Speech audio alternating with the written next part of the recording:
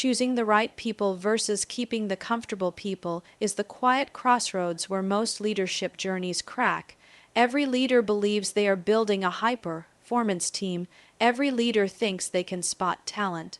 And every leader swears they have high standards. But the truth, most leaders don't fail because they picked the wrong strategy, the wrong tools, or the wrong goals. They fail because they built their team around comfort instead of competence. They chose familiarity over performance. They kept the people they liked instead of the people they needed.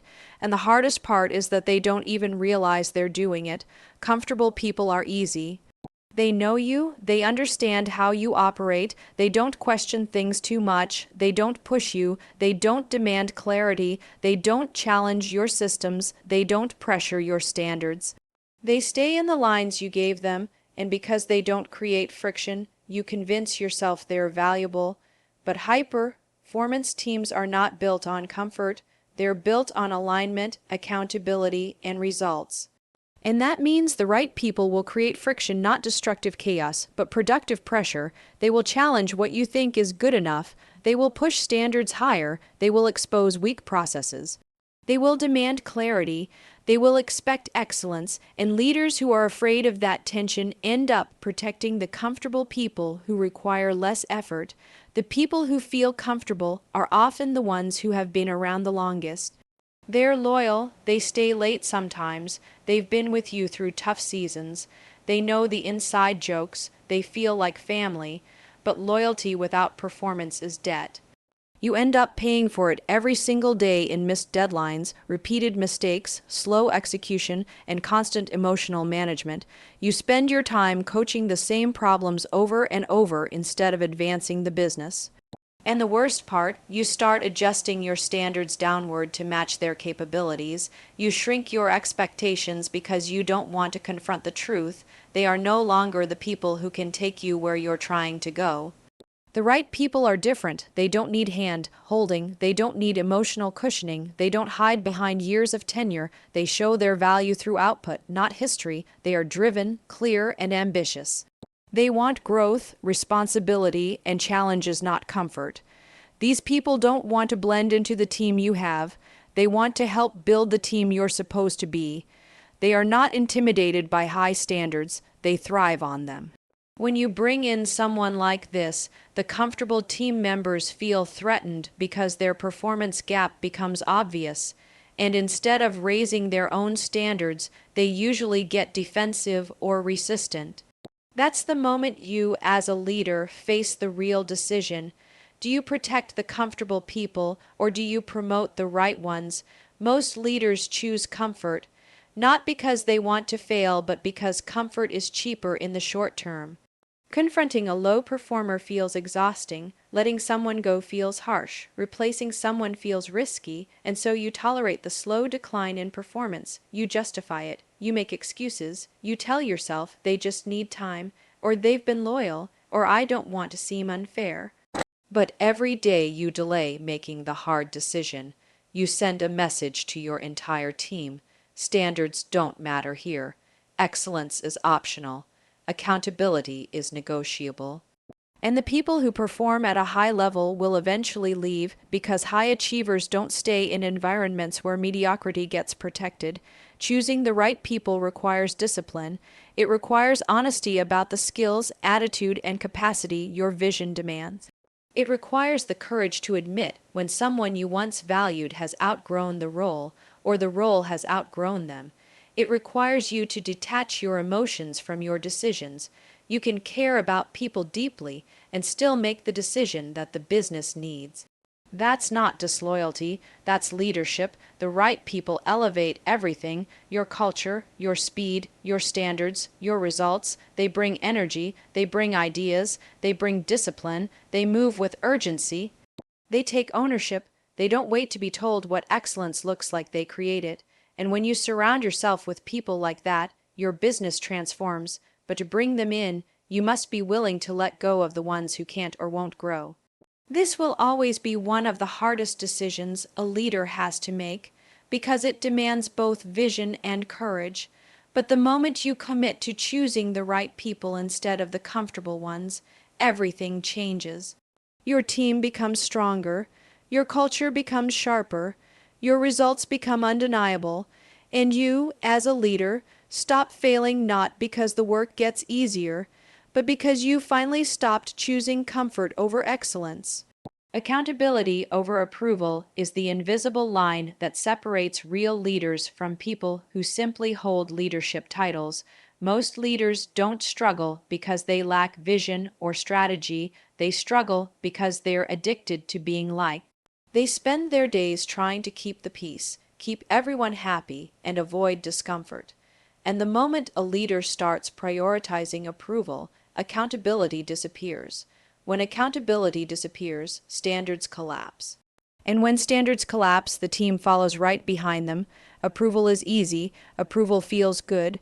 Approval gives you a temporary sense of harmony, but that harmony comes at the expense of long-term performance. You avoid addressing the missed deadline because you don't want to seem harsh. You let the sloppy work slide because you don't want to demotivate anyone. You stay quiet during a meeting because you don't want to make someone uncomfortable. And soon, the entire culture shifts into a place where silence becomes the norm and mediocrity becomes acceptable, not because the team doesn't know how to do better, but because the leader refused to hold the line. Accountability is the opposite. Accountability is uncomfortable. It requires truth, clarity, and consistency. It forces you to walk into conversations you'd rather avoid. It demands that you separate your emotions from your expectations. And that's why so many leaders fail to practice it consistently. They fear losing the approval of the people they lead. But accountability isn't about making people feel bad. It's about making the standards visible and making the expectations real. The best performers crave accountability because it gives them structure, direction, and a path forward. The weakest performers resist accountability because it exposes gaps they've been hiding behind excuses, charm, or tenure. When a leader chooses approval, the team learns to perform only at the level required to keep the leader comfortable. They don't push for excellence, they push for acceptance. They don't aim for the standard, they aim for avoiding conflict. This is how high potential teams become average. People stop taking risks, they stop owning mistakes, they stop striving for growth. Instead, they wait for the leader's emotional cues. Is this okay? Is this enough? Will they be upset? When approval becomes the currency, accountability becomes impossible. But when a leader chooses accountability, something powerful happens. Clarity enters the room. The expectations are no longer vague. The performance gaps are no longer hidden. The team knows exactly what's required, what success looks like, and what happens when someone falls short. This creates a culture where results matter more than excuses and growth matters more than comfort. People become responsible for their outcomes, they track their metrics, they own their mistakes, they ask better questions, they move with urgency, and they start performing at a level that approval-based leadership could never unlock. Most leaders underestimate how much their team desires clear standards. They assume accountability will make people dislike them, but what actually happens is the opposite. People may resist at first, especially if they're used to being protected or praised without earning it. But over time, accountability builds trust, it builds respect, it builds a culture where people know the leader means what they say. There is nothing more stabilizing to a team than a leader who enforces the standards consistently, without rage, without favoritism, without drama. Just clarity and consistency. The real reason leaders avoid accountability is fear. Fear of confrontation, fear of being judged, fear of being seen as too tough. But leadership isn't a popularity contest. You're not there to be everyone's friend. You're there to drive results, develop people, and protect the mission.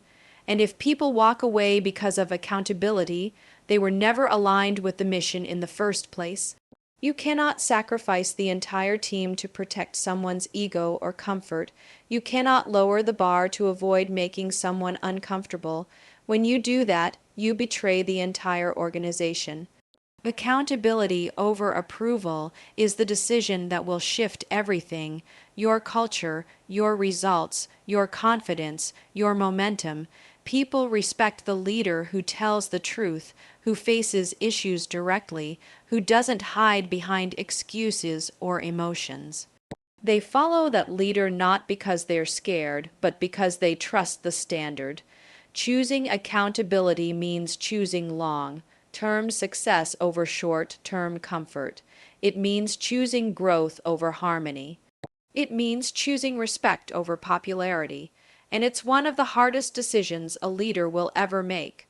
But it's the one that leads to real transformation. Standards are a decision, not a statement. Most leaders don't understand this. They talk about standards, they announce standards, they post standards on the wall, but they never actually decide to live by them. And that's where everything falls apart. A standard that isn't enforced is just a wish. A standard that isn't measured is just noise. A standard that isn't backed by consequences isn't a standard at all. It's a sentence you said once and hoped people would follow, but teams don't follow statements. They follow decisions, they follow behavior, they follow what you tolerate, and this is where leaders fail. They think saying the standard is the same as building the standard. A real standard is a decision about who you are as a leader and what you're willing to protect. It's a boundary around your culture. It's a line you enforce even when it's uncomfortable, even when you like the person breaking it, even when enforcing it makes your day harder. Most leaders crumble at this point. They confuse being nice with being supportive. They confuse lowering expectations with being empathetic. They confuse silence with harmony. But every time you let a standard slide, you are making a decision. You are deciding that the standard doesn't matter. People watch what you do far more closely than what you say. If you say deadlines matter but let people turn work in late, the real standard is lateness. If you say communication matters but avoid giving feedback, the real standard is avoidance. If you say you value excellence but celebrate mediocre work, the real standard is mediocrity. Standards become whatever you consistently allow, and your team learns them incredibly fast. They learn that the leader's words are flexible. They learn that accountability is optional. They learn that excellence is negotiable. And once a team learns that, you can't motivate them back into excellence. You have to reestablish the standard with clarity and with consequences. High performers crave high standards. They want clear expectations, they want clear metrics, and they want an environment where everyone is held to the same level. Nothing destroys a strong team faster than a leader who allows weak performers to operate without consequences. Nothing kills motivation faster than watching someone do the bare minimum and still get praise or protection. When your standards are statements, your best people slowly check out. They stop pushing as hard.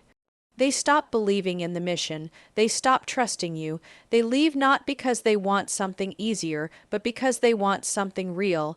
High achievers will never thrive in a culture where the talk is big, but the enforcement is small.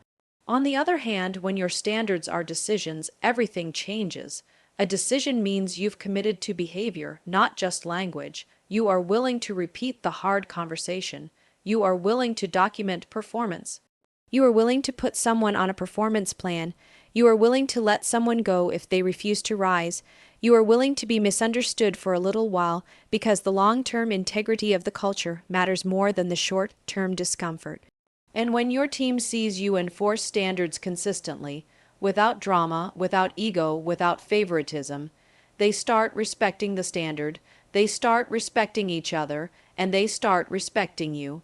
Real standards simplify everything. They take emotion out of leadership. You don't need to justify your expectations when they're clear. You don't need to negotiate excellence when it's already defined. You don't need to argue about performance when the metrics speak for themselves. Standards turn leadership into a process instead of an emotional battle.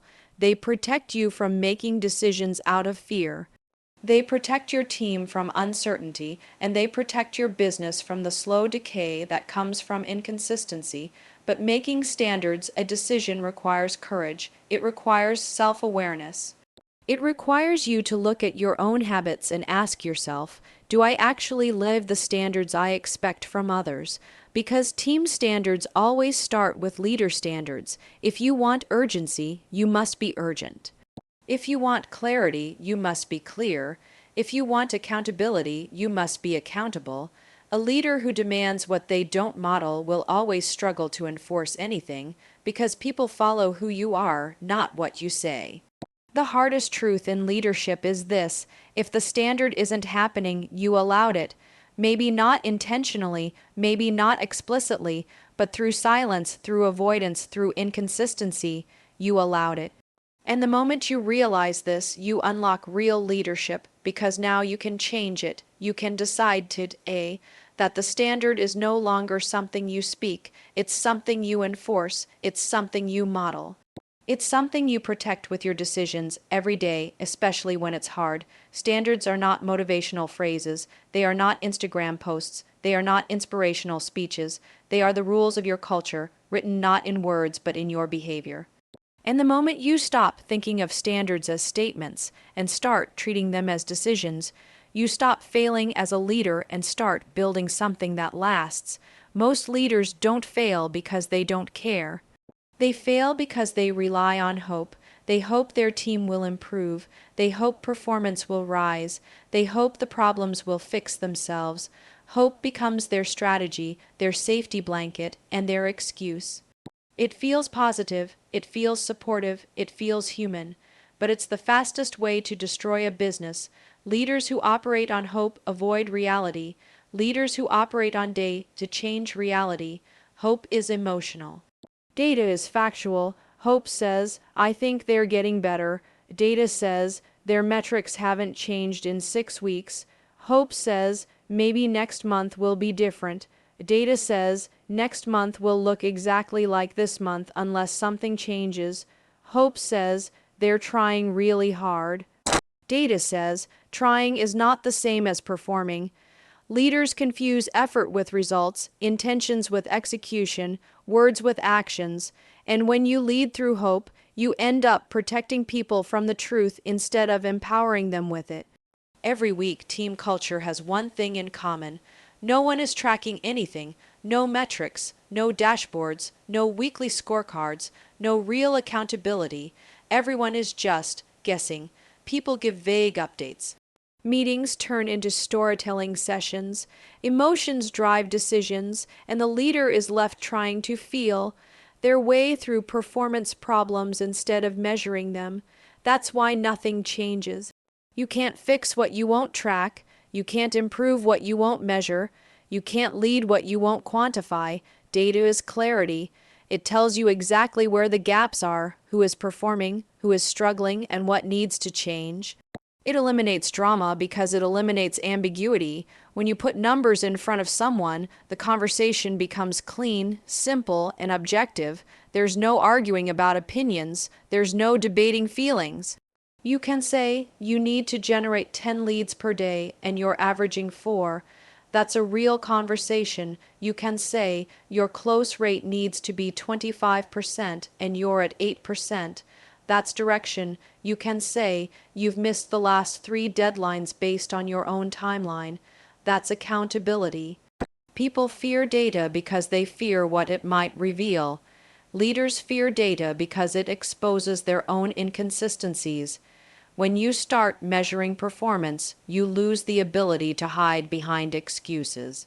Suddenly, you have to confront the truth, sometimes the truth about your team, sometimes the truth about your leadership, but only leaders who face the truth can fix anything. Hope also creates emotional leadership. You start managing feelings instead of expectations. You start adjusting standards based on sympathy instead of facts. You start giving endless chances because you believe in someone even though they never hit the metrics. And slowly, you start lowering the bar to match the performance of the weakest people. This destroys the culture. Your best performers begin to resent the inconsistency. They start feeling invisible. They start questioning the mission. High performers don't stay where data is ignored. They stay where excellence is measured, rewarded, and protected. But when you replace hope with data, everything becomes easier.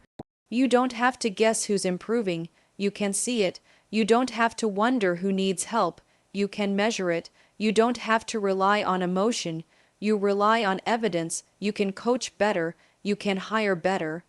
You can fire faster, you can forecast accurately, you can predict outcomes instead of reacting to them. Data also gives your team power. High achievers love clarity. They love knowing exactly what success looks like. They love seeing their progress. They love competing with themselves and with others. When you track metrics weekly, when you visibly measure performance, the right people rise, they get excited, they get focused. They get better. Data removes the fog, it removes uncertainty, it removes confusion, it turns goals into actions and actions into results. Replacing hope with data doesn't make you cold, it makes you responsible. It makes you effective. It makes you a leader who tells the truth, not a leader who hides behind optimism. Hope is not a strategy. Hope is not a plan. Hope won't scale a team, fix a culture, or close performance gaps. But data will every single time. When you stop hoping things will improve and start measuring them, everything changes. Your conversations change, your expectations change, your culture changes, your results change. Because real leadership doesn't live in hopeful thoughts, it lives in measurable progress, and when you finally replace hope with data, you stop waiting for success and start building it. Your success requires discomfort, and that's the part most leaders never learn to accept. They want growth without friction, clarity without confrontation, excellence without pressure. But leadership is not a comfortable experience, it is a constant invitation to step into situations that stretch you, expose you, and force you to evolve. The truth is simple. The results you want live on the other side of the conversations you avoid, the standards you soften, and the decisions you delay. Discomfort isn't a barrier to success, it's the cost of entry. Most leaders fail because they build their identity around being stable, calm, and agreeable. They think leadership is about maintaining harmony, keeping everyone happy, and avoiding anything that feels tense. But comfort is the enemy of clarity. Comfort convinces you to keep the wrong people. Comfort convinces you to soften your standards. Comfort convinces you to tolerate behavior you know is slowing the team down. Comfort convinces you to ignore problems that are quietly destroying your culture. You end up managing emotions instead of leading performance. You become reactive instead of intentional. And eventually, you look around and realize your team is no longer growing because you stopped growing the moment you started prioritizing comfort. Discomfort is not chaos, it's not aggression, it's not conflict for the sake of conflict. Discomfort is honesty. It is the discipline to say the right thing at the right time, even when that truth might sting. It is the willingness to hold someone accountable even when you know they won't like it. It is the maturity to enforce the standard even when it inconveniences you. It is the courage to admit when something isn't working and the conviction to fix it instead of wishing it would improve on its own. Discomfort is what transforms leaders from managers into builders. Think about every breakthrough you've ever had. It didn't come from ease, it came from pressure. It came from a moment where you had to decide whether you were going to be the version of yourself that stays small or the version that steps up. The difficult feedback you gave, the decision to replace a team member who was no longer aligned. The moment you finally said, "We can't keep operating like this," those moments feel heavy, but they are the moments that shape your entire trajectory. Your team feels it too. Teams don't want a leader who avoids discomfort. They don't want a leader who is afraid to enforce standards. They don't want someone who tolerates mediocrity just to keep the peace.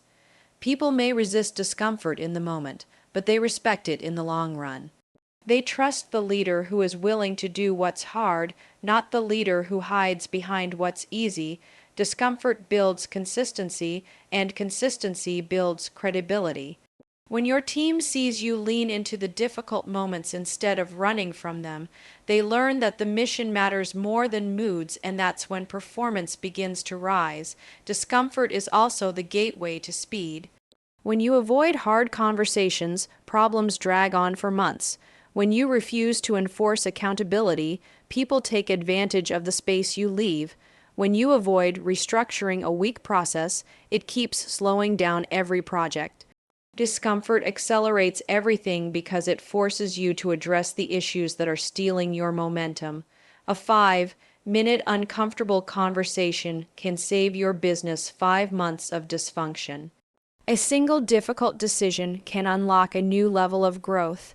Most leaders never see this because they are trapped in the mindset that comfort equals stability, but in leadership, comfort equals stagnation.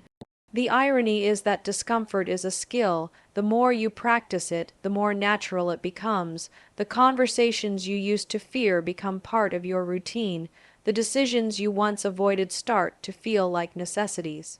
You stop personalizing everything, you stop hesitating, you start trusting yourself, you start trusting the process, and suddenly you realize that discomfort isn't something to fear, it's something to leverage.